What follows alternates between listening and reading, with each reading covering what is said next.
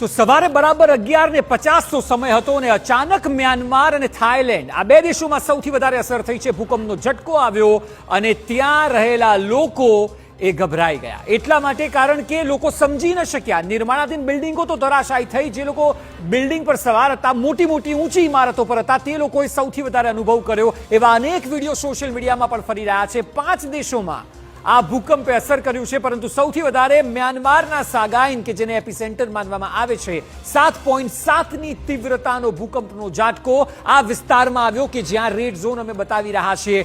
અહીંના કારણે 5 દેશોમાં આસપાસ જ્યાં જ્યાં અસર થઈ છે તે પણ આપણે બતાવીશું, પરંતુ એપિસેન્ટર સાગાઈન હતું કે જ્યાં 7.7ની તીવ્રતાનો આંચકો અનુભવાયો છે અને ત્યારબાદ આફ્ટર શોક પણ અનેક આવ્યા છે. અને એટલા આફ્ટર શોક કે હજી પણ અત્યારે જ્યારે આવા સમાચાર જુઓ છો ત્યારે પણ ત્યાં રહેતા લોકો ખોફમાં છે કે ગમે ત્યારે ફરી એકવાર ભૂકંપ તો નહીં આવી જાય. ગુજરાતના લોકોને 2001નો અનુભવ હશે. આફ્ટર શોક આવે ત્યારે સ્થિતિ કેવી સર્જાતી હોય છે, અત્યારે સ્થિતિ મ્યાનમાર અને થાઈલેન્ડની જોવા મળી રહી છે. તો એ સિવાય આપ જુઓ આસપાસના જે દેશ છે જેમાં ચીન, બાંગ્લાદેશ અને ભારતનો સમાવેશ થાય છે, ત્યાં સુધી આ ઝટકો અનુભવાયો છે. ભારતમાં નોર્થ ઇસ્ટમાં મેઘાલય સહિતના રાજ્યોમાં તેનો અનુભવ થયો. બાંગ્લાદેશમાં પણ એ સ્થિતિ સર્જાઈ અને ચીનમાં પણ કેટલાક વિસ્તારોમાં ભૂકંપનો ઝટકો આવ્યો હતો. એટલે આપ મ્યાનમારને અને થાઈલેન્ડની જે એપિસેન્ટર છે ત્યાં 7.7ની તીવ્રતાને કારણે આસપાસના 3 દેશોમાં તેનો અનુભવ થયો છે. અને એ પરથી જ આપ અંદાજ લગાવી શકો કે ખરેખર